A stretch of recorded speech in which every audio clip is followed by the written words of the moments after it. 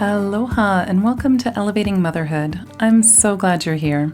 I'm your host, Lori Beth Aldridge. I've taken my passion for conversation, perspective, and supporting moms and turned it into a podcast.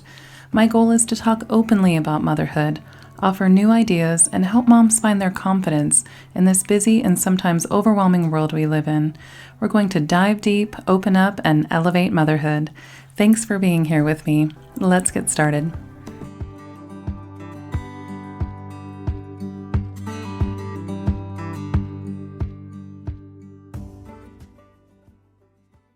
Today's episode is sponsored by Homeschool Explained, an online course I created to help parents find their confidence on their homeschool journey.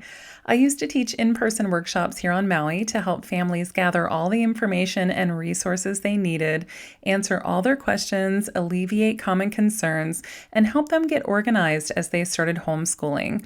Homeschool Explained is the online version of those workshops. I totally get it. Starting any new journey can be overwhelming, especially when it comes to rethinking how your kids are going to get an education and that you are going to be the teacher. But don't worry, there is so much support and freedom in homeschool. It's doable, it's fun, and it takes way less time than most people think. I put almost 15 years of homeschool experience and insights into this easy to follow, easy to use online course that answers common questions, helps you work through worries, and saves you time. No more internet search overload. This is all the info you need to get started homeschooling today from a trusted, experienced source. I show you what modern homeschool days actually look like, all while covering major topics like curriculum, homeschool styles, subjects to teach, cost, state laws, socialization, and so much more. This course takes the guesswork out of where and how to begin and leaves you with solid support and resources. I want you to start your homeschool journey with confidence. Find out more at homeschoolexplained.com. That's homeschoolexplained.com. I personally get so much from online courses. My favorite from this past year was Healthy Mama Meal Prep. If you tuned into episode 76 with Chris Dovniak, you know that there was a lot of potential in my life, in my kitchen, to change. And you know what? It has. Since talking with Chris and taking her online course, I've learned about just how flexible and time-giving, not time-draining like I had assumed, meal prepping can be. I've happily changed some of my habits and consequently my attitude in the kitchen.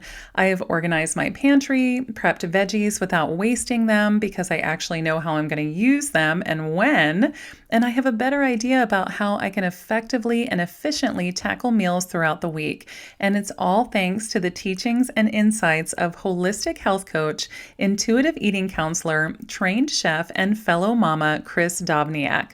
Chris also has a fun quiz on her website where you can find out your meal prep style. Are you a flexible foodie, a busy babe, or a modern mom?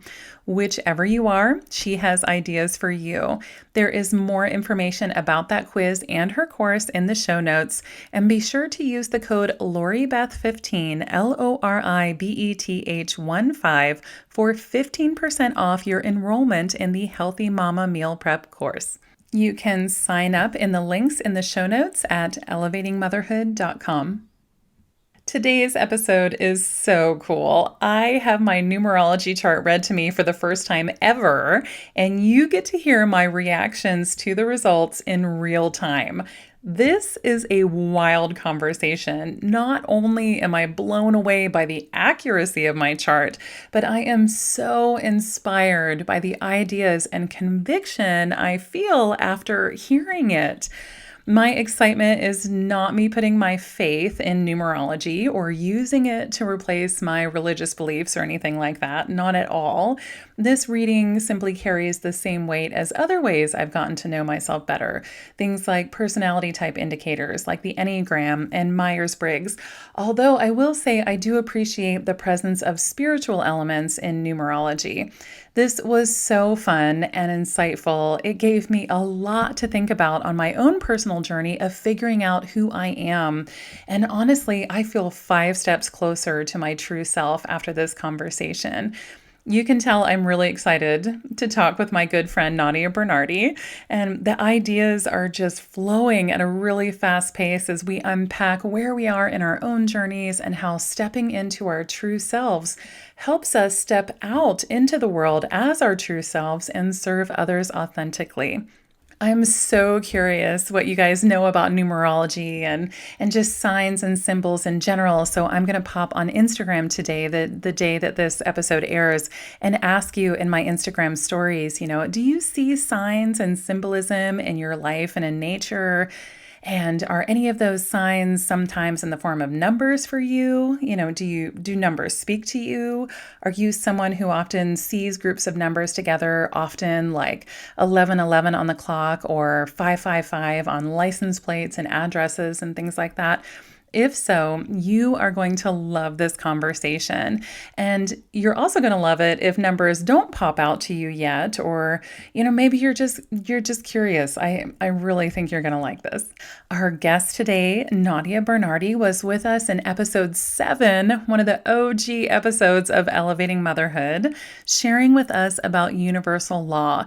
And I am still not over the universal law of abundance. I literally think of it every day and every time I put an episode together for you.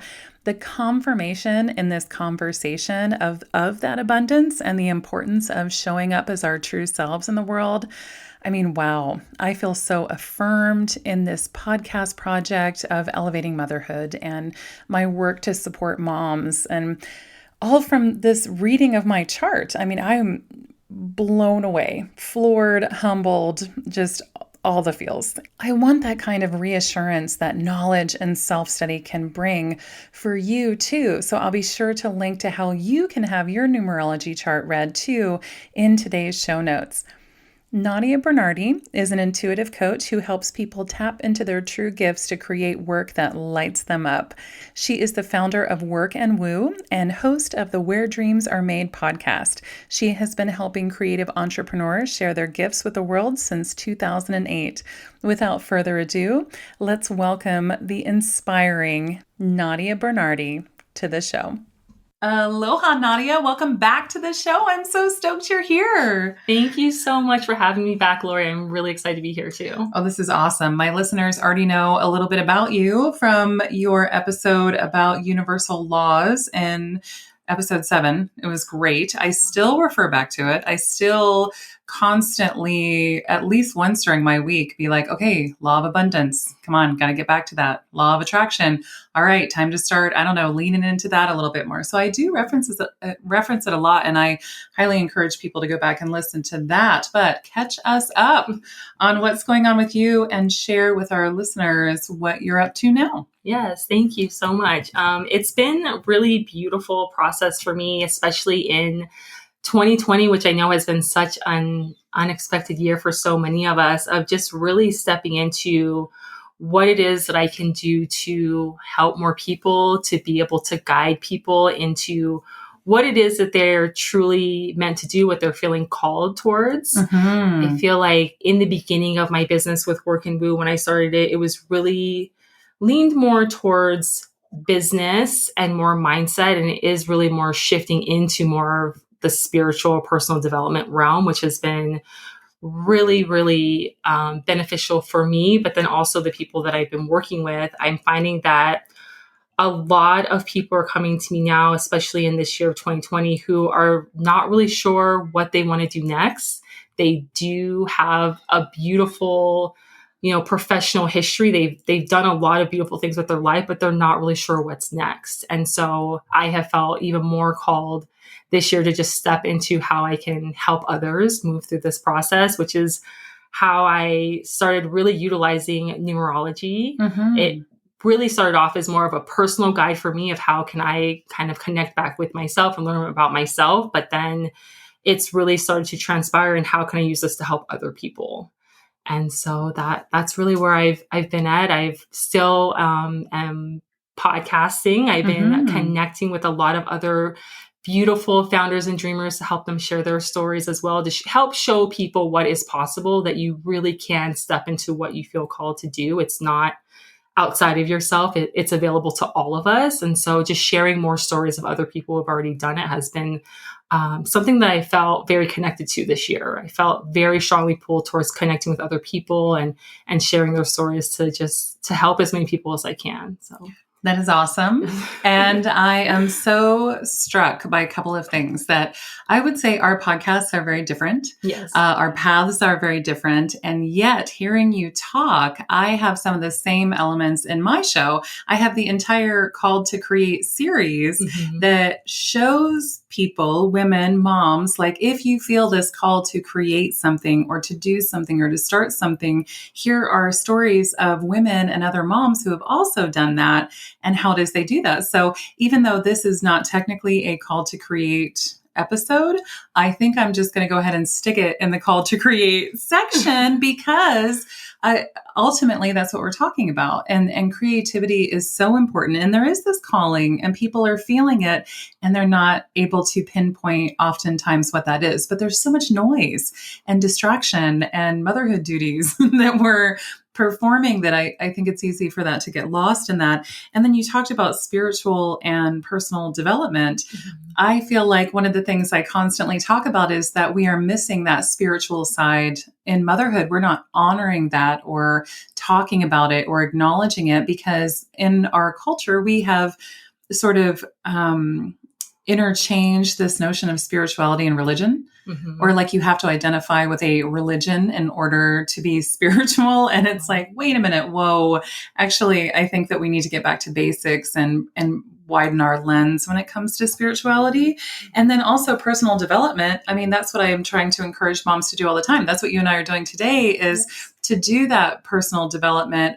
Get to know yourself, get to know your true self, because that is where real happiness and peace and purpose come from. Exactly. And I always like to stress that if it is on your heart, it's on your heart for a reason. It's meant for you. It's not meant for you to shut it off and to move away from it. It is meant for you to move towards it. And I think a lot of times we question, we have these doubts on if it's the right path for us. And that's another reason why numerology is something that I'm so passionate about, because it really helps to unfold these things for you and to really help just guide you back to yourself, which is ultimately, I think, going to benefit not only you as a mother, but as a friend, as a wife, in all these different areas, both personal and professional. So it's just a beautiful. Oh, I love it. I absolutely love it.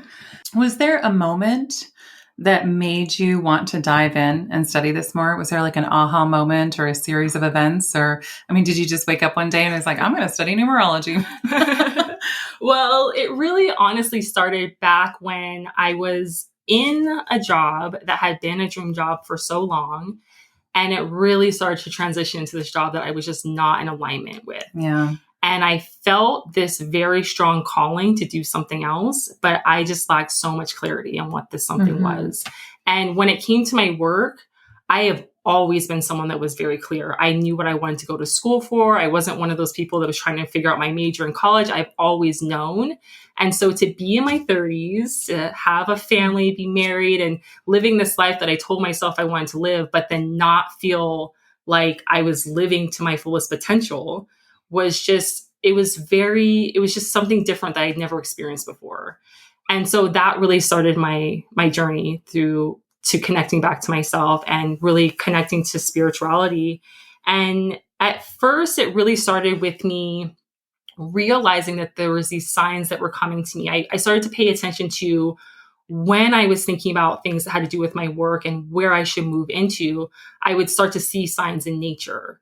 So in particular, I love to meditate on my lanai every morning. Nice. And there is these periods where I think about something very specific, where there was this red cardinal that would come and fly into my backyard. And so I started to realize that these were signs. Mm-hmm. And it really wanted me to dive even further into, well, how can I get more clarity? How can I receive more signs? And that's when I discovered numerology and angel numbers, and that there's actually this system and this language and this way for you to communicate with a higher self, with a higher source. I like to refer to it as the universe, Mm-hmm. but a lot of us might relate to it as more as, source energy, God, whatever really kind of aligns with you. But just a way for me to have this communication so that I could walk the path that I felt that I was meant to walk, essentially. Mm-hmm. I so appreciate you. I think we've always known this about each other. And you even actually use the word woo in your stuff. Yes. But I am openly woo-woo. I'm also openly Christian. And I also openly am obsessed with connecting with nature and seeing things as signs. And I'm going to have to go back and listen to our last interview because I feel like we probably referenced Animal Speak back then too. But there's this really cool book that I reference all the time called Animal Speak. And my God bless my listeners, seriously, for listening to all my cardinal stories and the mockingbird stories and all of this. And a mockingbird came into my life right as I started to step into my true self as a podcaster and figuring out what that was and walking that path. I put my toes on it and tiptoed for a little bit, and then I was solidly walking the path. And then Mockingbird is about finding your own unique song because they can mimic all of these different things. And it's just fascinating. So I looked up that and listened to it for a while, and he disappeared for a bit. Mm-hmm. And I was like, oh, interesting. And I was like, oh, does this mean I found my voice? Well, he came back. But just in case I got too cocky, because there's also roosters in the yard. Right. Yes. But then I was talking with Emily Humphreys about grief and parenting through grief and all of that. She had shared with me about how her dad, I thought about this so much. Oh my gosh, I have chills thinking about it now. How her dad loved cardinals and eagles. And she was talking about all this symbolism. And as I was sitting here talking by myself in the morning, talking into the microphone, talking with her way far away, a red cardinal came right up to the window and was singing like really loudly in the background. And I was like, how can you ignore that? Right. How can you just what? You've got to be kidding me. How it was so awesome. I mean, I have chills on top of chills just thinking about it and reliving it. And so I love that because there are symbols in nature and we are connected to nature. We are part of nature, and recently a message crossed my path about like through a news article or something that we humans have been taken out of the nature narrative and that we are the ones causing all of these problems, and we aren't, instead of beings that are in nature. Right. So we are kind of trained and taught to see ourselves as problematic in nature only, but then also the saviors. Right. And it's like, actually, what if we're neither of those? What if we're actually part of it? Anyway, that's like a total sidebar. Right. But nature is really important. And I think that you're right. I love that. I love that you tuned into that and knew that there was something more to it. Ooh, my gosh. Well, tell us more. Because I'm really curious if angel numbers and numerology are different or the same thing, or tell us about those terms. So they definitely do relate to each other. So essentially the universe is always trying to communicate with us through so many different ways. And numerology, the best way to look at it is it's more like the dictionary of the universe. So each number in numerology, it's 1 through 11. Each has its own kind of definition and meaning and energy. And so when you look at them by themselves, it's just like looking at the word, like I like to use the word love as an example. So there's a lot of meaning and feeling around love. But when you start to put love into a sentence, I love you, I love nature, I love to travel, I love to explore, then you start to uncover a little bit more meaning. Yeah. And so that can really relate directly back to you, depending on what numbers you have in your numerology chart to really help you learn more about yourself. Whereas angel numbers are more about giving you kind of little like love notes or little kind of tidbits of information that's going to help you on your purpose. And so a lot of times once you start to understand what your numbers are, you'll start to see angel numbers that relate to your chart. So it'll be Hmm. very interesting. And so it definitely does relate more to our angels, our spirit guides, which we all have, that are giving us more information to help us down our path. But numerology is more the language and more the information that's going to help you connect more back to yourself, if that makes sense. Yeah, it So, does. It does. I'm loosely looking at angel numbers in my own life as mhm, more, I like the love notes analogy because let's say, for example, I'm sitting down and working and I have like a really overwhelming moment or something. And I'm like, oh, there's just so much to do. How much time do I have left in the day? Or, oh, how much time before I move on to this? And I'll look at my phone and it'll be 4:44 mhm, or it'll be 11:44 or right, something like really like how do I always look at my phone at 2:22 or whatever right. it is. And I kind of note it, and I think I have kind of transformed in my journey with it. I feel vulnerable, which is why I'm tripping over my words by Right. saying this out loud, but but it's okay. It's the only way we move forward with this.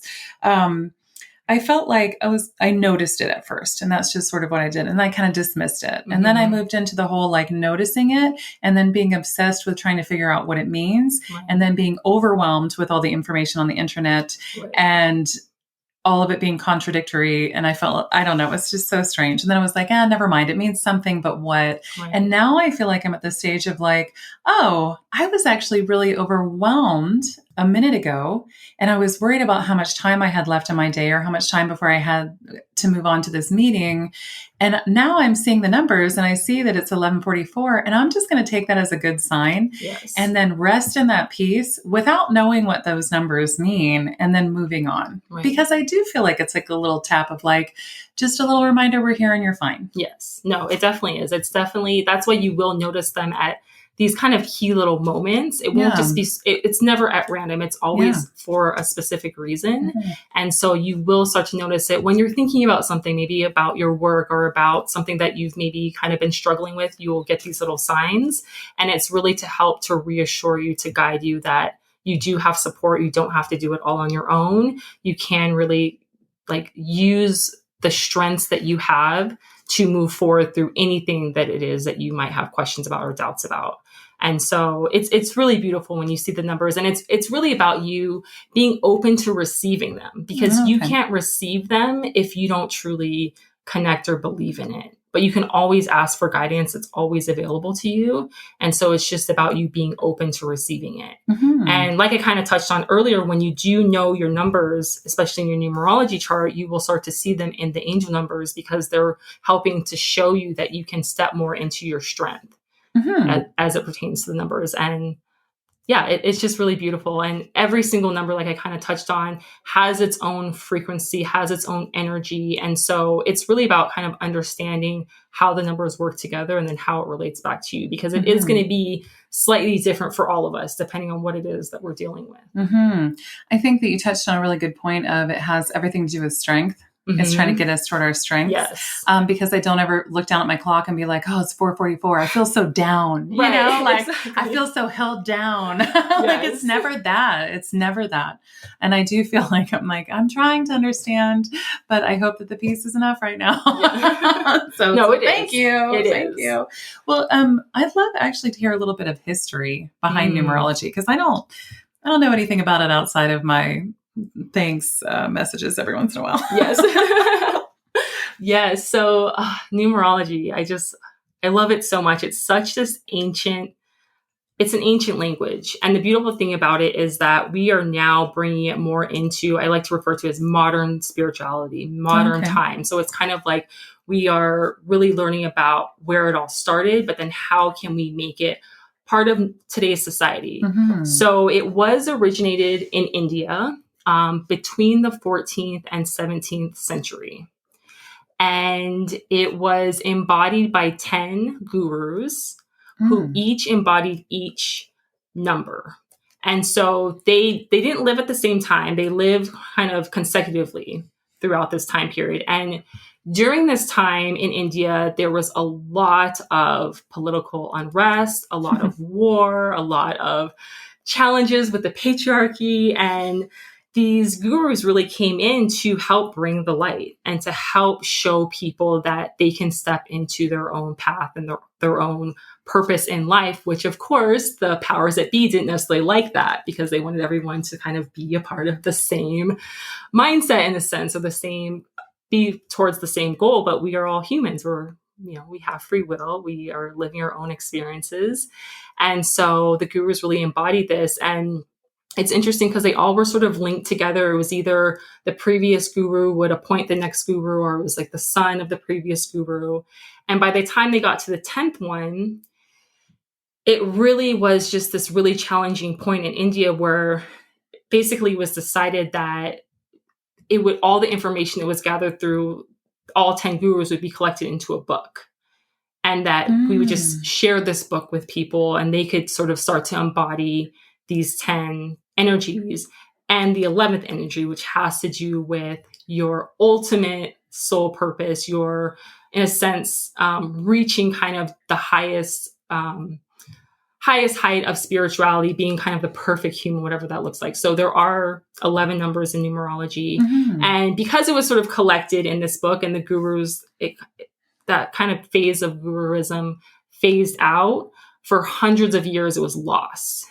People were completely disconnected from it. And it's just in the last, fairly, not super recently, but fairly recently in our timeline, has been able to come back into the world so that we can utilize it and really, gain more insight into ourselves so that we can walk our own individual paths, because that's essentially the way it's supposed to be. We're not supposed to all be doing the exact same thing. Of course, it is comforting as humans for us to connect with people and to have this sense of community, but we all are living our own experiences. And so when you really tap into numerology, it really helps you kind of live essentially like the best version of yourself.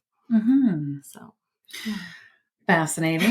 I feel like it's back at that like Ayurveda episode where I felt like I learned so much, and having that perspective of timelines and then just different cultures outside of our own just stretches me. I never feel intimidated by it.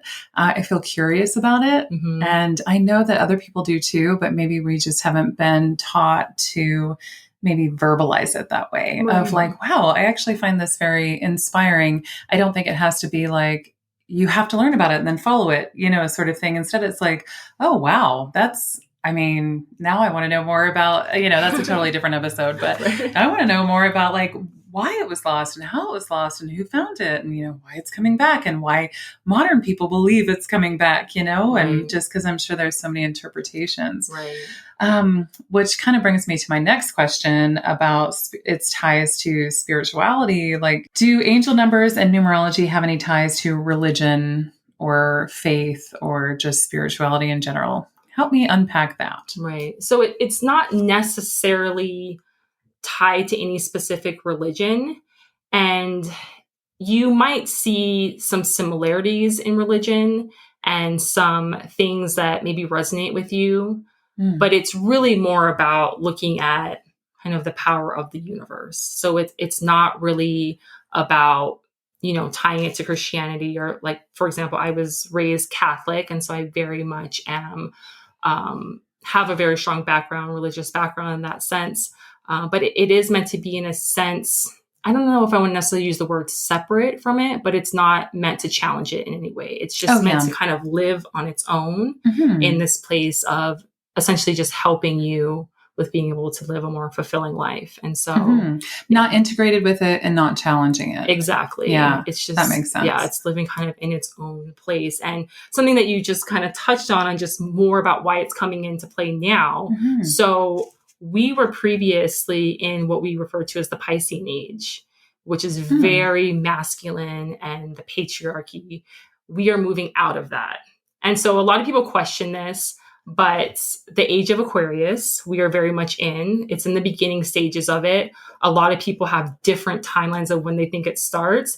I personally resonate with it starting in 2012, but some people say that it was sooner than that. But it's really about us moving more into the divine feminine and to women empowerment and to really shifting out of this idea of having this kind of structure that's holding us in. It's allowing us to be more free, more flowy, more creative, more divine. And so the reason why numerology is coming in now is to help us embody the divine feminine even more, so that we can transition even fully into the Aquarian age and out of the Piscean age. And so that's why it was lost, because the patriarchy, the high powers that be, didn't want us to have this information. But now, moving into this new age, it's vital for us to be able to live this fully, that we are aware of our own purpose and our own path and what we're supposed to be doing. So it definitely does relate to that.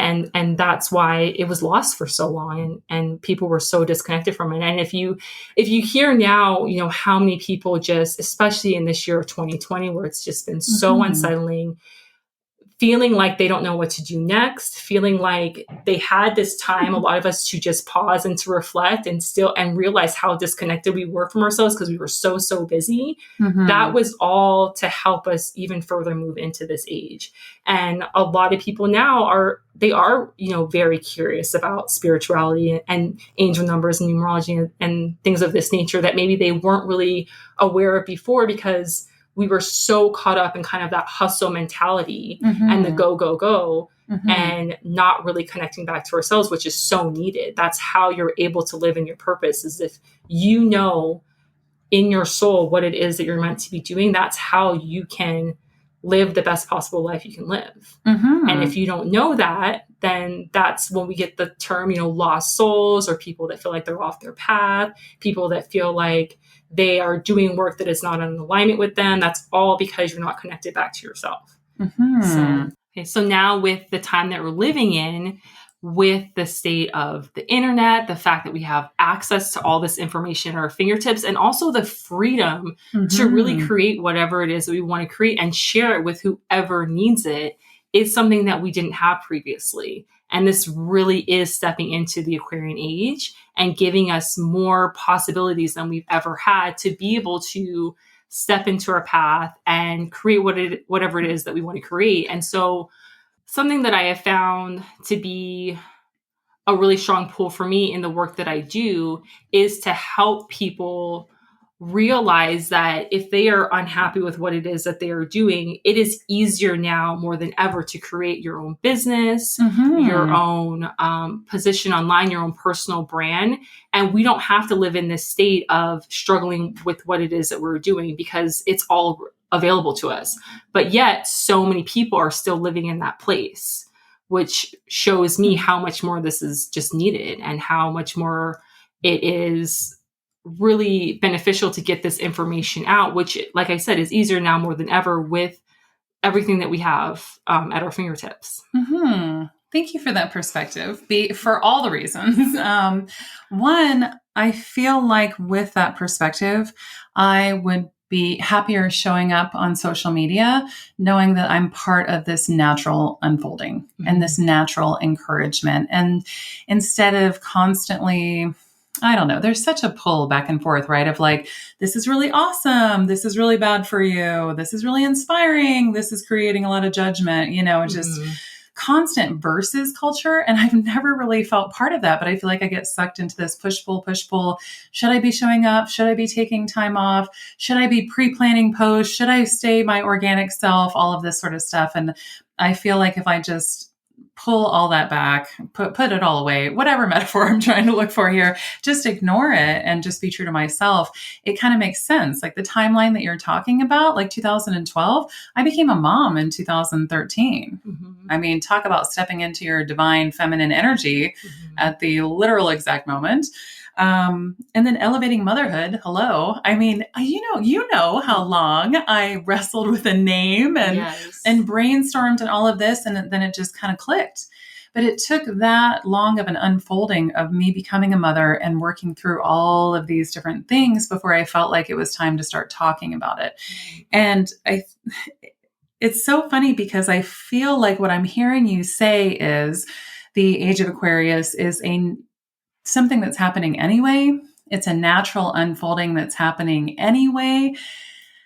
I suspect that some people will have a bad taste in their mouth though about this notion because of either toxic feminism or toxic anything. We don't even have to put an ism on the end of it. Just any sort of toxic messages or like shove down your throat messaging because it's just not necessary. We can just put that away, push it to the side, and just know that this is a natural unfolding anyway. And hearing you talk about this, I would even go so far as to say, as a woman and as a mother, I have felt this natural unfolding from feeling like I need to fiercely defend every decision I make in pregnancy, birth, motherhood, parenting, all of this to just, I'm just going to be myself over here. And so I see this shift happening, and boy, at like warp speed, if you think about it, it feels like a slow unfolding, but then my oldest is 7. What the heck? I have 3 kids. I blinked and I had 3 babies. I don't know. It was crazy fast. And also in reference to this time, I do feel like there's some energy, just to get woo-woo, because that's where we are. We're here. We're talking about it. I do feel like some of this lockdown stuff was meant to hold us back, hold us down and hold us back. And I feel like it all backfired. Exactly. So yes, beautiful unfolding. Here we are. Yes. So how can moms use this? I mean, I see the connection to myself, but I'm curious of what you think, how numerology and angel numbers can serve us. Yes. And what you just said there was very beautiful. And I'm excited to share a little more insights into your chart once we get there. Because there's a lot of things that I saw that are really helping you to step into what it is that you're doing. And I would bet that a lot of women or people tuning in have the number 9 in their chart because it really does speak to divine femininity and bringing more empowerment into our life and into our work. And so any mother, woman, wife who is tuning in can really start to benefit from this information by stepping more into their divine feminine, which is really geared towards what is going to help you feel really good about yourself as a woman. And so a lot of it really pertains to, living your life with ease and grace. And it really pertains to a lot to do with sort of your outward appearance, but not necessarily relating to society's ideals of your outward appearance. What is going to make you feel beautiful and goddess-like, not what other people think that means. And so, for example, like for me, using myself as an example, I love to wear kind of flowy dresses because it makes me feel feminine and beautiful. And I love to wear earrings. And if I don't wear them, I feel like, oh, I missed something and I'm not really, presenting myself the way that I would like to. And so it's really about as women finding these little things at first that are going to just help you feel more beautiful and more goddess-like for that as it relates to you. I really want to emphasize that because it's not external. And it could be, wearing makeup and wearing red lipstick because that makes you feel amazing, or it could be not wearing makeup at all. It's really very personal. And I know as mothers, when we have young children, it can be kind of challenging to feel like I can't really put myself together. I have so many other things going on. And so just little things that you can do every day to make sure that you're stepping into that more. So maybe putting on like your favorite perfume or some body spray and just kind of keep adding to that because you want to keep stepping into that strength as much as you can. That's ultimately what's going to help you, feel very empowered as a woman and as a mother. And I think a lot of times we feel like as women, we're going to put ourselves last, or it's not really that necessary for us to do these things, but it really truly is. It's going to help you so much. And yeah, like I said, just start simple. Start with something you can do every day that's just going to make you feel more like yourself in a sense, if you feel like you've kind of disconnected from yourself. And just honestly, knowing all of your numbers, having your chart read is going to be really beneficial. But the number that really I think would speak to women the most is your gift number, which is ultimately your superpower. And so many of us, myself included, this is not like any judgment, have been disconnected. What is my true gift? And a lot of times we look external, we ask other people, what do you think my gift is? Or we have kind of a vague idea, but just knowing your gift as a woman is just going to help you in so many ways. And really all the numbers do work together, but that one more so, I think for women would just be so beneficial to know. I think in the show notes, I'll put a chart for the visual learners among us, like myself, of like what it is I'm looking at. So we're sitting here in person and I'm looking at the chart that is mine and so excited to find out what gift 8 means. I have no idea. I mean, we're not there yet, but I'm getting excited. And it's like a triangle with that, you'll explain, I'm sure, but I'll put the triangle in the show notes. But thank you for that message just now, because I love to wear makeup. I'm a beauty counter consultant, because I love it. And I love the non-toxic stuff on my face. I love the way I look in makeup. I love having long hair. And every once in a while, I feel pressure from both sides of being like, you have to wear makeup in order to be presentable. And the whole, you don't have to wear any makeup. Fight the messages that say you should wear makeup. And then it just feels like the shame game back and forth instead of me doing what it is I want to do. I mean, I've done some self-work on it. I'm an overthinker. I'm a thinker, whatever it is. And when I, at the end of the day, look at it, I feel beautiful with no makeup on. I love makeup. It's fun. And it makes me feel even more beautiful. And the products that I put on my skin, the quality of them, the non-toxic nature of them, even down to things like knowing that the mica I'm using is ethically sourced and not mined by children. Like, I don't know. I feel good about that, down to the very tiny details, but that's my overthinking personality, right? But I like that. And I step into that and I own that. And I know that that makes me happy and brings meaning to my life. And it makes sense why then I'm drawn to these products. It makes sense why I'm drawn to makeup in general. And I've done the work. I've thought about it. I'm married. I bag my man, like I'm not out there not out there in the pond. I could stop wearing makeup anytime I wanted to. By somebody's standards, but for me, I want to. And then I've had to overthink about it because I have girls, right? And they love makeup and hair and dresses and expressing themselves. And so I feel like you've uncorked something for me of where I can just be like, okay, yes, think about it for you and do all of these things, but then let them be them too. Let them express themselves. And they're probably going to do it in a feminine way there. And why not? Exactly. Wow. I love this. You've helped me overthink even more and then stop overthinking at the same time. I love it. I feel like that's the kind of energy we should be bringing with the 9. Yes, definitely. Well, I also think for moms, it helps us slow down and think and notice more. We just naturally notice more. We naturally want to focus on connection and meaning. I think just by being a mom, your spirituality just kind of cracks open the moment you become a mom, and there are some of us who find a lot of peace in acknowledging that.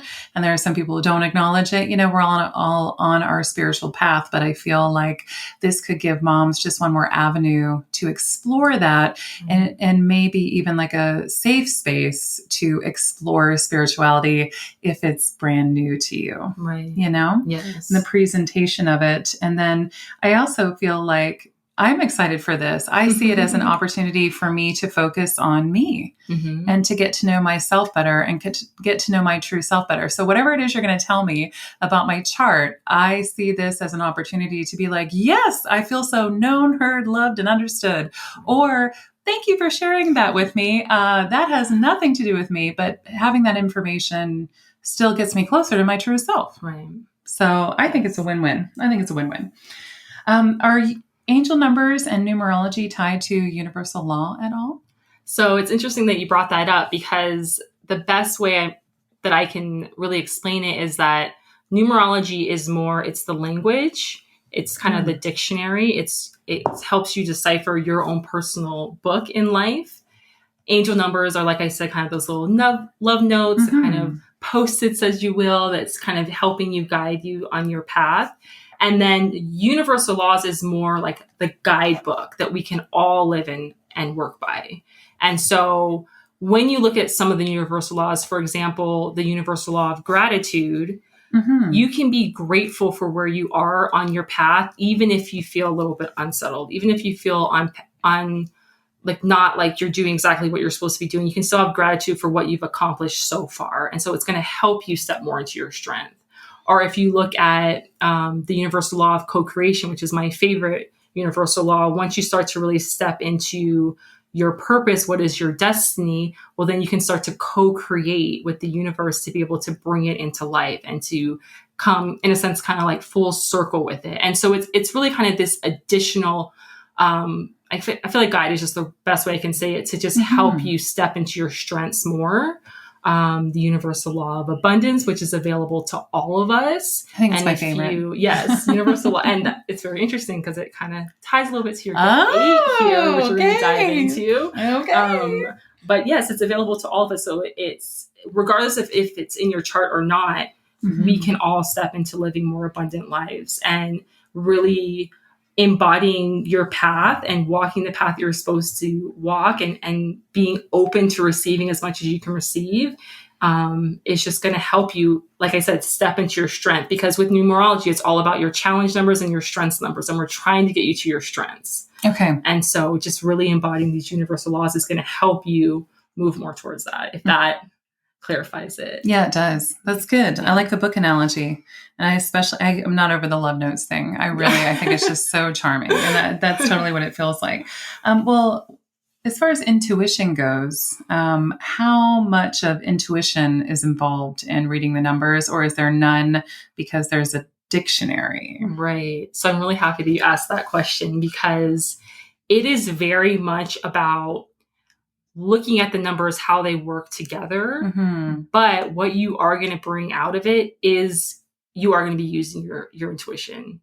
And it is really going to be about you kind of deciphering what are the questions to ask. Because even though each number embodies its own energy, you can kind of see that as kind of like this full circle of all these different things you can pull from it. And so it's up to you. So for me as a numerologist, to be able to ask the right questions and to really kind of, I like to do it in a space of giving you kind of the beginning of it and kind of getting you to kind of realize things versus giving you all of it at once, because we can go deeper and deeper and deeper. And so it is very intuitive, which is fascinating to me, because intuitive is my destiny. It's part of really? Yes, it's something that I've mastered in a previous life. And so I've always really been really intuitive, but I've really stepped into it even more so this year. And so, yeah, it really makes sense that I'm fascinated and that I want to do these readings, because it is very intuitive, and it is up to you to kind of decipher where the person is, what is the best way to help guide them. So it is a balance, even though, like you said, it is a dictionary, it is giving you the information, but you have to be able to pull it out. And so that's why it's helpful, because it's really easy for you to figure out your numbers on your own. Sure. But what does that really mean? If you don't really understand the numbers and how they work together, you're not going to really know how to really get the full information out of it. It's going to be very surface level for you. So yeah, being able to dive deeper is definitely part of it. So cool. So we're getting closer to the reading, but I have one more question for you, because I'm wondering how it is you have been using numerology and angel numbers in your life. So it really, like I said earlier, when I really was in this position of being just unsettled and not knowing my path and feeling very disconnected from it, I really started to tap into what is it that I meant to be? What is my true purpose? Which I really uncovered through the through the numerology. And one thing that was really interesting for me that I uncovered with my path is that I'm a path 11. Oh, no kidding. And so the thing about path 11 is it can also be a path 2. And no other numbers can do that. It's only the 11. And so when you're a path 11, more often than not, you start off as a path 2, and then you transition into an 11. And so all of that struggle that I was going through with trying to figure out my purpose was really just me transitioning from a 2 to an 11. So 2 is very much more my creative side. It really speaks to the work I did previously, which was web design, graphic design. I worked in tech. I'm really strongly able to take an idea and bring it to life. So taking someone's business idea and making it into a brand and creating a website and a logo and all of those things. But I was really feeling called into this new path. but I was in my challenge because I was having this longing. So 11 really speaks to spiritual leader and regal teacher, and really helping other people to uncover their purpose and their path and what they're supposed to be doing. And so when I was in this place of not knowing and feeling like this calling, I was really in that place of moving out of my 2, which I had mastered already. I had done that for 10 years. I was not even 10 years, professionally 10 years, but even, my whole life I've been a 2, into stepping into this new thing that I wasn't quite sure what it was. And so it's really allowed me in these last couple years to really walk my path in a stronger way, and to really be able to have this sense of comfort. Like I feel more comfortable and more in alignment with what I'm supposed to be doing now than I feel like I ever have. Even when I was in my 2 and I was doing my creative work, I feel like now I'm even more so in my purpose. And so I am constantly asking for guidance all the time, every day, and looking for it and allowing it to help me even strengthen it even more. I think it's so important to make it this daily practice. You cannot ask for enough guidance. It's always available to you. Don't feel like you're bothering the angels or the spirit guides. You can always use it. And so I'm always aware. And it's interesting how the angel numbers have transitioned for me, because when I first started my business, Work and Woo, I saw 1111 a lot, which is really showing me that I'm going towards my path and that I have support. And then there was this period where I really didn't see 1111 that much. I started to see other combinations of numbers, and it really was.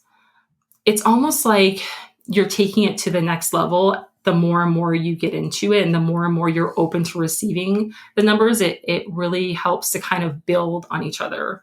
And then now, as I'm moving even more into the spiritual work and personal development, I'm starting to see 1111 again. And I feel like I haven't seen it in like almost a year. So yeah, it really is daily for me. It is something that I pay attention to all the time. And I'm always open to receiving as much information as I can, so that I can do what it is I'm supposed to be doing. Because ultimately that's going to make me feel fulfilled, and it's going to make me feel confident in what I'm doing. So. Right. That's awesome. Yeah. Oh my gosh. So I have a quick question. So the numbers are based off of your date of birth. Okay. And can they change? No, they're set in stone. Yeah, they're set in stone. They're always going to be the same. So can you clarify the path 2 to path 11 thing? So what does your number say? Path 11? It's path 11. So when I added up all the numbers together, it is path 11. Oh, I see. Path 2, because 1 + 1 is 2. 1 + 1 is 2. Okay, I see. All right, that makes sense. Yeah. Okay, I couldn't wrap my head around that, and I was like, "Oh, I thought they were set in stone, and they don't change." But I see now. I see what you mean. Okay, good. Oh, interesting. Okay. Oh my gosh, I'm so excited. Tell me about me. Yes. So many. When I started reading your chart, I just felt like, wow. Okay, it really makes sense. It really speaks to all the work that you're doing right now. And so I want to explain that there are 5 numbers in your chart. And like you said, they don't ever change. Okay. And we deal with our challenge numbers and our strength numbers. Okay. So the first challenge number is your soul number. Okay. And this really relates to how you feel about yourself. It's almost this strength that you want to step into, but you can't quite identify yourself in this role.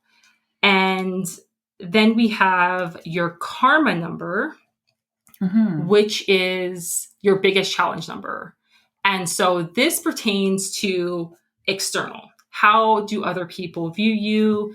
What are the external pressures or challenges that you are faced based on how other people view you? And it also relates to your karmic debt, which, depending on what your beliefs are, is really in regards to something that you struggle with in a previous life that you're now trying to, in a sense, kind of pay off. We call it karmic debt in this life.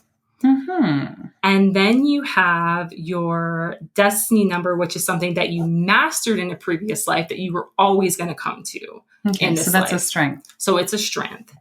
And if you feel like you're not living in your destiny, you can always come to it. It's always available to you. It's not something that you have to try and figure out, or you have to try and, it's going to be like kind of a lot of effort. It naturally will come to you. So if you're not living it right now, it is, I don't know if I would necessarily use the word easiest, but it is something that is always available to you. Mm-hmm. And then your gift, which I mentioned earlier, which I feel like is very beneficial for mothers to know, is your ultimate superpower. And a lot of times I'm curious once I get to your gift, your thoughts on this. I don't want to really spoil it. I know, I'm dying. Yeah. But we need all this. We need the baseline. Yeah, we need the baseline. Your gift is something that it's almost like, it's your superpower. It's so easy for you to master it. It's nothing that's going to be outside of what you can do. Mm-hmm. And kind of like your destiny, it's always available to you. And then we have the path number, which traditionally, and if you've ever had numerology reading before, you might have been explained that it was a challenge number. But I love to think of your path as neutral, and you're sort of ebbing and flowing between your strength and your challenge. Because when we think about life and being on our path, sometimes we feel like we're walking down our path and it's sunshine and rainbows and everything's amazing. And then we turn and it's raining and all these things. And so I feel like it's more of an ebb and flow. Okay. So getting into Lori's chart, and I just want to kind of share that I did ask her a couple of questions. I usually like to start these off with understanding a little bit more about some of your challenges. And so really looking at your chart, Lori, when it comes to your soul and your path, the fact that they are both 3 is very interesting, because it is a challenge place for you, but that you can kind of come full circle with. And so 3 really has to do with your positive mind. Oh, okay. Interesting. And it has to do with really stepping into how you can be more in flow and more creative with everything that you're doing. When you're in your challenge with your 3, oftentimes we are trying to, in a sense, like put so much energy and force into doing something and trying to do it in a specific way, but really we could step it into more flow. And so that's why I asked you more about, do you find yourself getting really worked up and then burning yourself out? That is a classic 3, being in their challenge. Yeah. And so you can really, even just, for example, like looking into your work, how you can maybe, kind of outsource certain things or have other people do things that feel more tedious or heavy for you to do, so that you can really step into the role of just, like, for example, your podcast, just turning on the mic and recording and speaking, and have someone else deal with all the rest kind of thing. It's kind of like that kind of thought process of doing the things that are really going to help you have the most energy and the most flow and the less friction or resistance. And I know that that's challenging for us to do, especially as mothers, because we're balancing all these 3 things. But some of the things you can do is to really focus on positive affirmations and creating your own positive affirmations, because we tend to, if we're 3s, we don't really step into our strengths as much as we really could. We overanalyze things. We overthink things. I literally just admitted to doing that earlier. Yes. And so that, and the fact that you now know this, know that you can now transition into what is the opposite. It's really going to help you realize when you are doing it, so that you can start to move away from it. So interesting, because when I think about my journey with overthinking, it started off with this funny, like the realization started off with this funny mug that said, "Let me overthink about it." And I was like, holy cow, that is totally me. Yes. And then I overthought about being an overthinker. Right. And I was like, oh, and then I started justifying why I was an overthinker, because I was like, oh, well, I think about it because meaning in my life is important to me. Right. So then I was like, well, the reason I'm overthinking about this is, and then I was feeling like I constantly had to justify it. Right. And only very recently have I started to let go of justifying it, being like, well, it's not my deal anymore. So if you have a problem with me overthinking things, like person outside of me, whether you're a stranger or, a husband or whoever, which he doesn't anymore. He knows me well enough to accept me as I am. Just that's who I am. And that if you know me at all, you'll know that I have deep feelings and deep passions and meaning and small details are really important to me. So I'm just not going to justify it anymore. Right. I'm going to think instead of labeling it as overthinking. Right. But I'm starting to let go of this need to justify why I am the way that I am. Right. And that's beautiful because that shows that you're stepping more into your strength with it. Mm-hmm. And the thing about it being your path as well is that it's always going to be kind of something that you're ebbing and flowing between. So you're going to find your strength with it. You might kind of ease back in. It's just part of it. And so it's very interesting that it's your soul and your path, because it's sort of meant for you to be in sort of this back and forth state and to have these realizations and move out of it. So.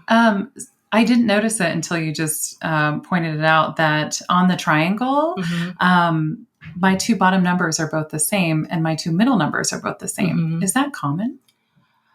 So traditionally, the way that you do the chart is going to be very intuitive to the person. So it's not always going to look like this, but it isn't very common, I would say, to see these double numbers like this. Like all my numbers are the same. Usually all my numbers are different. Okay. Usually all numbers are different. Okay. So the fact that you have double dipping numbers twice is very interesting. And it's not something you see that much. Wow. Yeah. Okay. All right. I'm just going to own that too. Just own that. But yeah, you can really step into how you can be more positive, what that means for you. And you know when these things come up, and really what helps is positive affirmations, recording them so you could hear them in your own voice. So you know it's something you want to step out of, journaling and things of that nature. Just journaling is my favorite. Yes, I'm obsessed with journaling. It's awesome. Getting ready to create a bunch of journals. Actually, I'm so stoked for them just because I love them so much. And I'm a collector, and I used to be embarrassed about being a collector, like a closet journal collector. Now I'm just going to be open about it. Yes. I'm just going to go for it. Something you said about the positive affirmations. I love positive affirmations. I've got angel cards around. I've got whatever those cards are over there that we're looking at. That every crunchy person I know has in their house, but they're positive affirmations. I like having that around. Yes. Words hold a lot of meaning for me. I love to have reminders around. I have jewelry that has positive affirmations that only make sense to me. But then the figuring out what is meaningful to you really speaks to me, because I feel like there are so many positive messages out there that actually just this morning during one of my tapping sessions that I'm trying out, they said something that spoke to me. And it was in that moment that I realized like, oh, I hadn't heard an affirmation like that before. And that speaks to me. And I feel like that was some sort of unfolding toward my truer self, because I felt like before that, with some of the tapping exercises, you're basically repeating what this person is telling you to repeat. And I'm like, I just don't know if this is my affirmation, Yes. And I feel like just this morning, I had hit on one that spoke to me that I was like, oh, maybe I should write that down instead of like the 100 other ones I've just tried. Exactly. Yes. It's very important for it to be personal to you. And of course, there's so many beautiful things out in the world, but yes, having it relate back to you and what you really want to step into is really, really helpful. And the other thing that makes me think of is that during a recent visit with one of my naturopaths, I was talking about how I can be super sick and show up. I wasn't sick. We were just talking about something else, but I can show up anyway with great energy and wonder and curiosity and all of this. And I used to kind of be ashamed of that. And I can just really bring a lot of energy to the table, even if my physical body is like, your leg is going to stop working if you do not sit down or stretch or something, She said, that's because you have a lot of vitalism. And I was like, oh, I'm just going to go ahead and try that jacket on for size. I like what you're saying there. And oh yes, the vitalism jacket looks good on me. I like that description. Yes. And I'm just going to kind of step into that more because I do have that. And for a few weeks there thinking about it, I felt like I was being braggadocious by saying I have vitalism instead of just being proud of it and owning it. and announcing it and talking about it in those Right. terms, Mhm. something that finally made sense to me, I was nervous for a little bit that would sound like I was bragging. Right. Now I don't see it as that. Now I know that it's actually, when you're talking about strengths and weaknesses, Mhm. it is actually sometimes a big weakness for me, Right. because then I can completely ignore my body or my schedule or my exhaustion or whatever it is, because I have that. Right. So this is a very new journey for me, but I'm trying to learn how to balance the strength and the weakness of that characteristic. Right. And it's really interesting that you said that, because that really does relate to the next numbers. Okay. Woo! All the woo-woo. I love it. Yes. Beautiful, beautiful. So your destiny, so I'll start with your karma, because your karma is your biggest challenge number, and it's in 9, which is the divine feminine. So what you just said, feeling like you couldn't speak about this thing that you really resonate with, is relating to you feeling that external pressure of really stepping into the divine feminine, into what is really lifting you up, elevating you, making you feel empowered. It is really tied to maybe something that maybe happened previously that you were trying to work off now.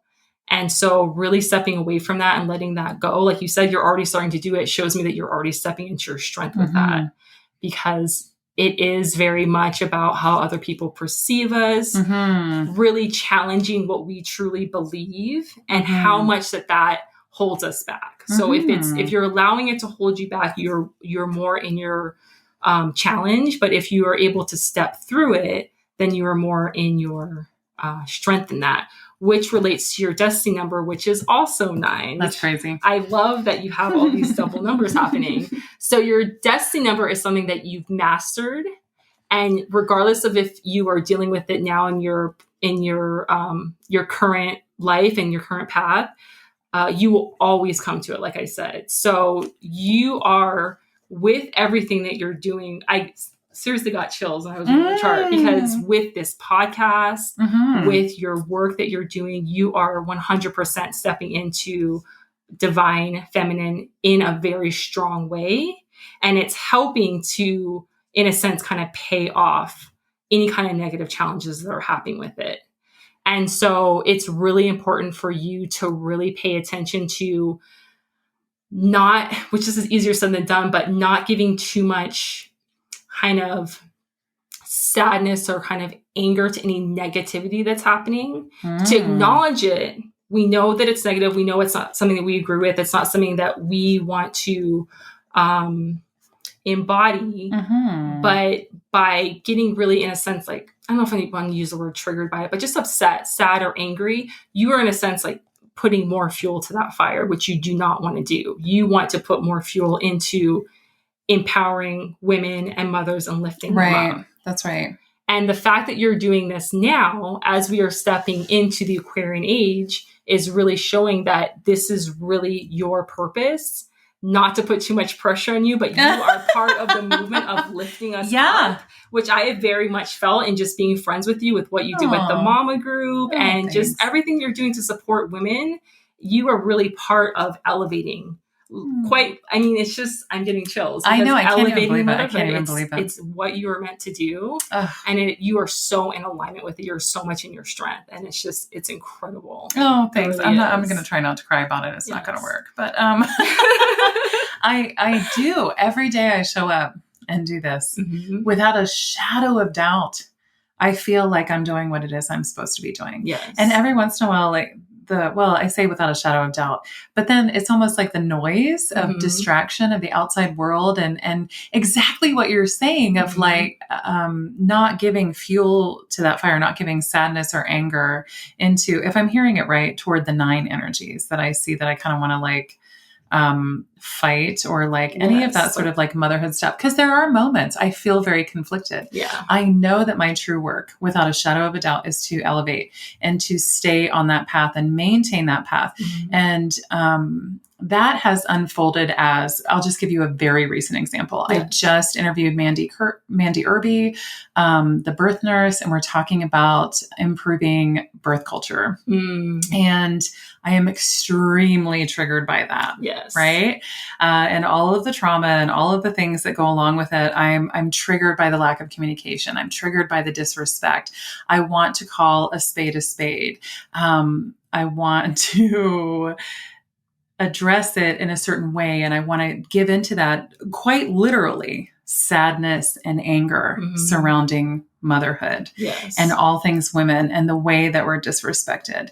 And what you said makes total sense, because that is just dumping gasoline on that fire. Exactly. And that doesn't do anything to elevate, not at all. Right. I'm not ignoring it, but I also realize that that's not my wheelhouse.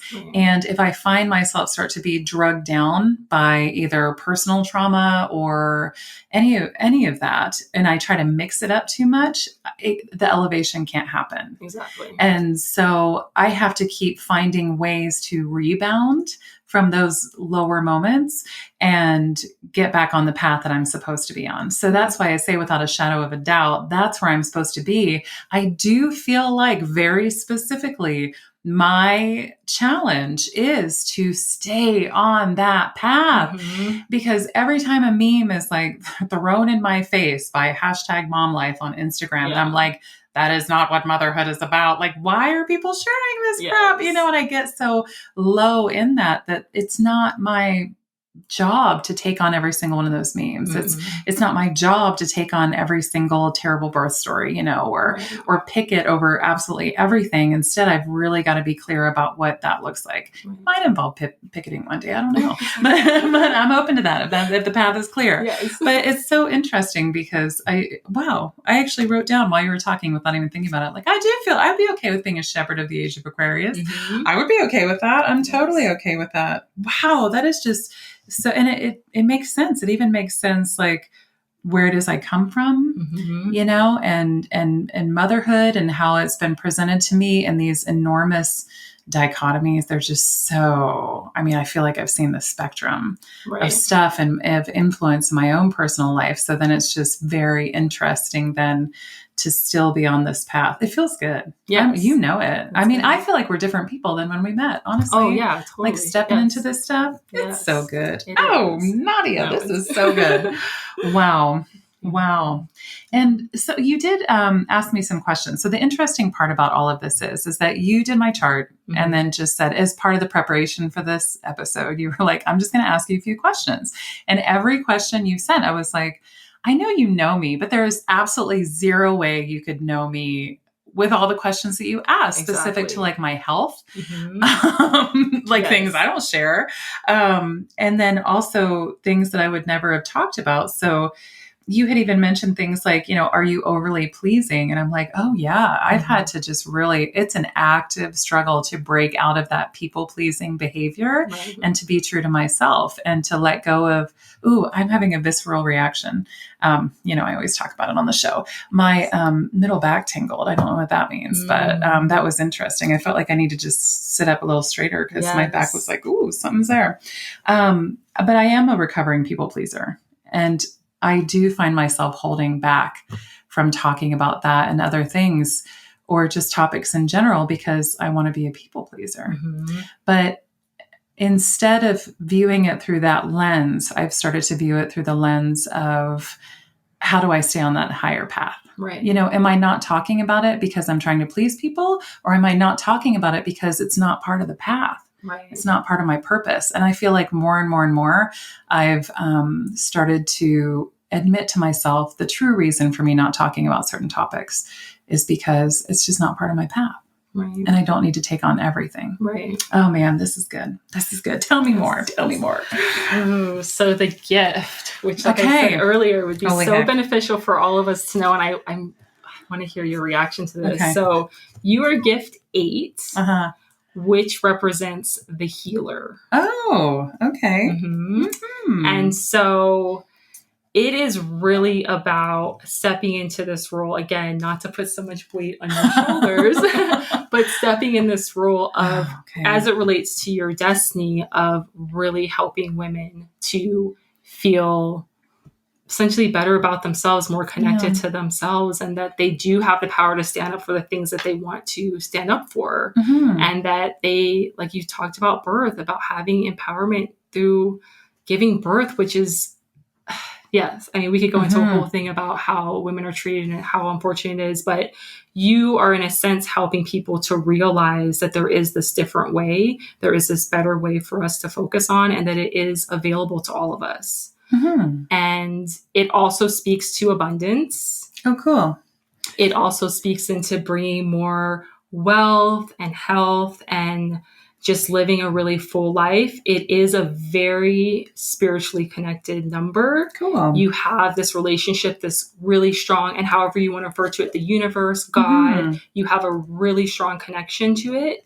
And it's really about focusing on, in a sense, like breathing more life into everything that you do. And so you said this earlier, that you have all this energy. That is such a trait of an 8.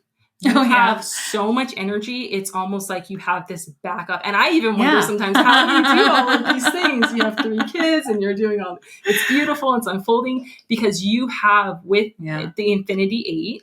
Infinity 8. It is just always flowing through you. And so you have all this energy, you have a reserve of energy.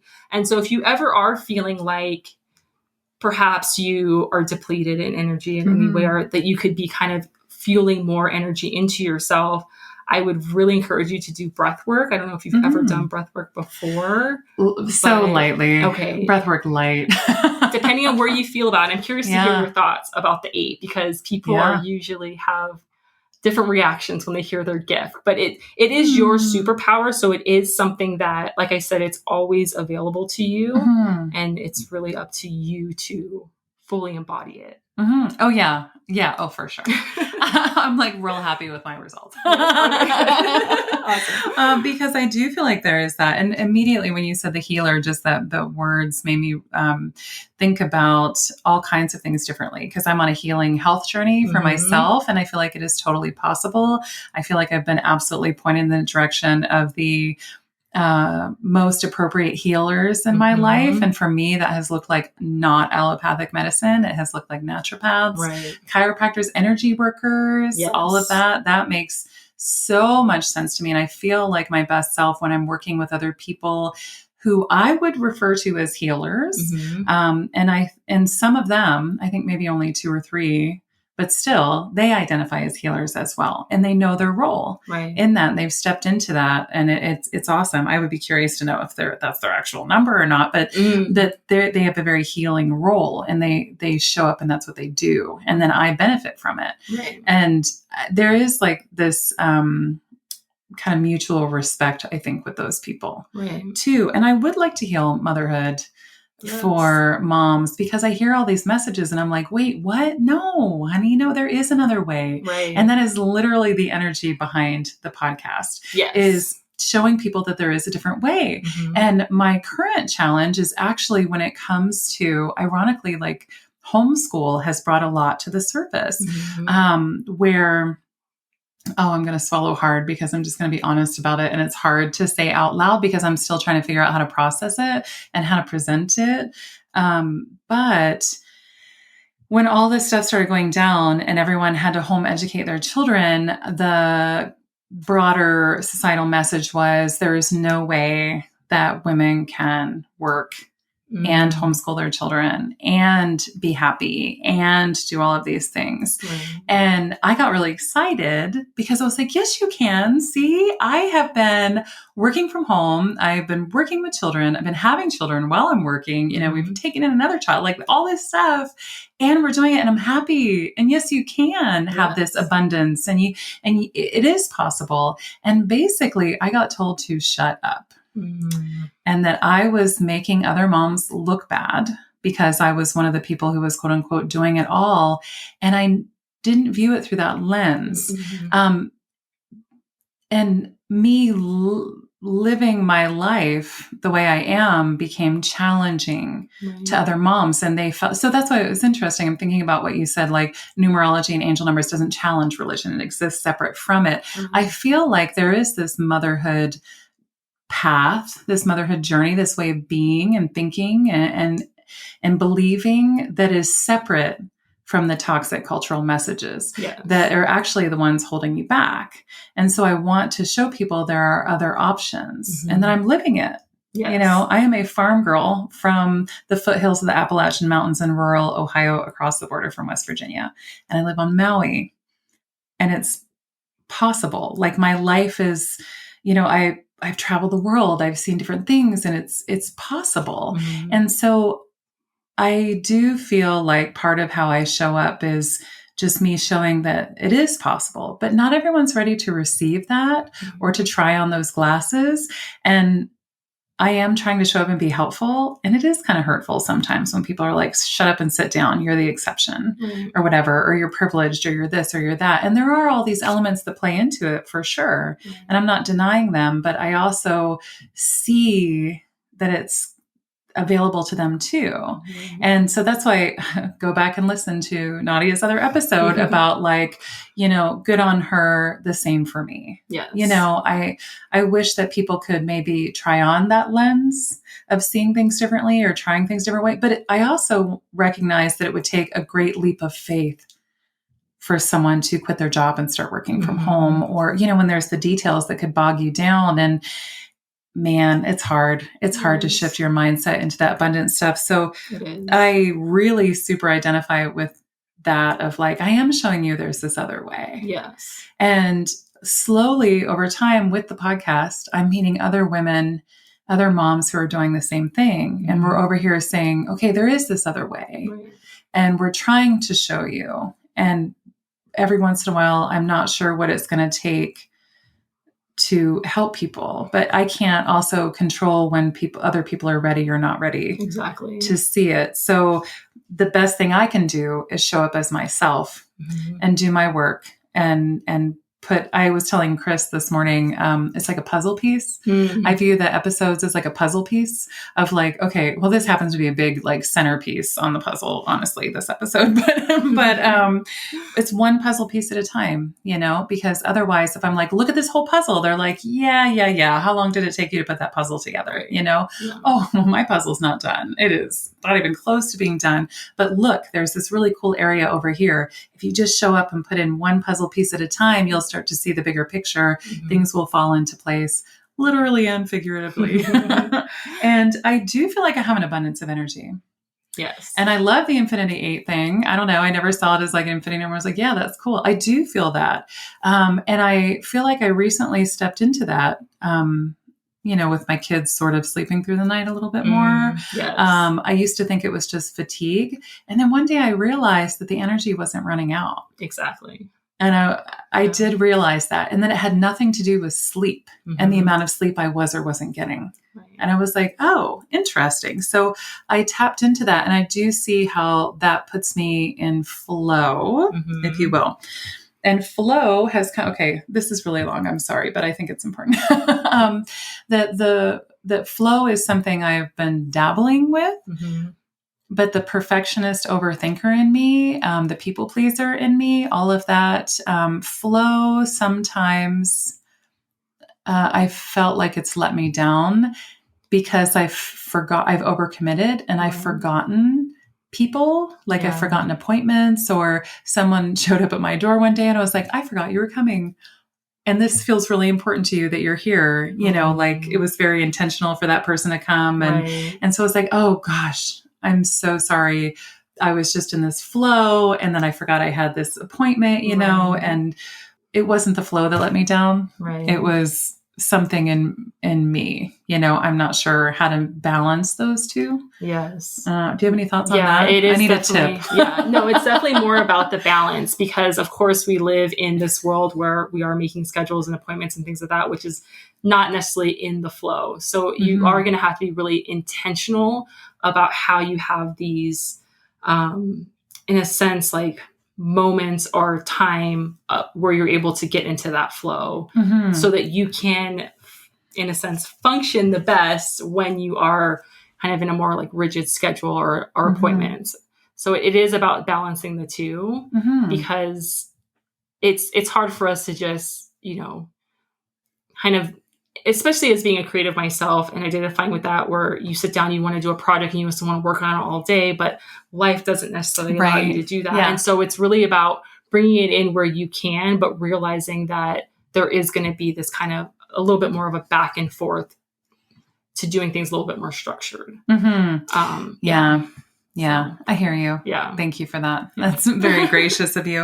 And I just want to, and I feel like I'm telling you all of this to really affirm what it is you're saying. Yes. And the other part about the strong spiritual connection, it's so funny because I was raised Catholic as well. Mm-hmm. And, you know, like all good Catholics, we go through periods of doubt and coming back and then sometimes leaving and all this stuff. And I don't identify as a Catholic anymore, but I do identify as Christian. And for a long time, I have always felt this very spiritual side of myself and wanted to acknowledge it. But I feel like there are certain limitations within the Catholic Church of how you are allowed to express that, or it's not even the church. It's like, whatever the church culture you're in is like, you don't want to be too over the top. Right. You don't, but you have to like display that you're religious enough. And that's not every Catholic church or anything like that. I just felt like there was this dance that I didn't understand. Of course, I was younger too. But then outside of that, I felt like I stopped talking about spirituality or my faith or my religious affiliation as a way to safeguard others.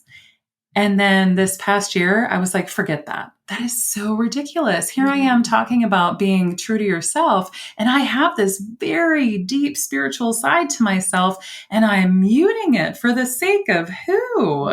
So I decided to stop doing that and just start openly identifying as the Christian that I am and talking about it and giving credit to God and praying more and talking about worship music and listening to it and singing to my kids and doing all this stuff that I was muting before. And I definitely feel like that was also the shift that happened when I started, because all these changes I feel like are fairly recent. And I feel like that all of these changes also aligned with me tapping back in and being more open about my spiritual side. This is so cool. Yes. You're spot on. You're spot on. That's awesome. That's awesome. But yeah, I resonate with that as well, as being someone that was raised Catholic. There are things about being raised Catholic that I definitely do honor, and that was a beautiful part of my journey, and that I do share with my daughter and my family, even though I don't necessarily identify as being a Catholic. There are some beautiful things that I learned that I think I can still embody. And so it's really about, you know, how can we be a little bit more or a lot more open to just embracing what it is that resonates with us, regardless of if it's a religious affiliation or spirituality. We can really take what is going to be beneficial for us. It's going to help lift us up and help lift up others. And like you said, it has felt very like you have to keep it to yourself, but we are very much moving into that time where we can be more open, because I'm sure a lot of people feel the same way. They do feel this kind of, in a sense, like back and forth, or this kind of questioning, what is it that I really want to kind of affiliate myself with or acknowledge. And so by talking about it, we're helping other people be able to feel more comfortable with it, because it is okay to just be connected to whatever most resonates with you. Couple more realizations I had while you were talking there. Some more affirmations for you. My favorite thing that I will not let go of from my Catholic upbringing, Mother Mary. Yes. Can't let go of that. That is like my thing. Incredible. And that is like the ultimate divine feminine in my eyes. Yes. And when I was younger, I have chills thinking about it. Well, I don't have any tattoos, but I really wanted to get a tattoo. And then I met my husband, and he doesn't, you know. My husband's so sweet. Yeah. Okay. So, so I never got a tattoo, and I'm fine with that, you know, but the tattoo I wanted was the Sacred Heart of Mary in the middle of my back. Yes. How interesting, of all things, huh? Yes. This is fascinating. I'm okay with it. I'm okay with it being an 8. I'm okay with the divine feminine stuff. I'm okay with walking that path, because I appreciate the validation of this, Nadia. Thank you. Yes. No, I appreciate you having me on to share and talk about it, and to dive into a little bit further, because it is, like I said, it's only to help us. It's only to help lift us up, to strengthen us, to feel like we are really doing what it is that we are supposed to be doing. And so, I love it. And I know that other people are going to need that validation right now. Are you doing this for other people? Yes. Okay. I am. Awesome. Yes. Awesome. So I have two options. You can either, so if you're curious and this is kind of sparking some interest and you're kind of wondering, I wonder what my numbers are. I can do a reading for you, which would be me basically writing out your chart. So you would get a PDF of your numerology chart. And then I'd also do an audio because I feel like it's so helpful to also hear it and have it, reading it, but then also hearing it.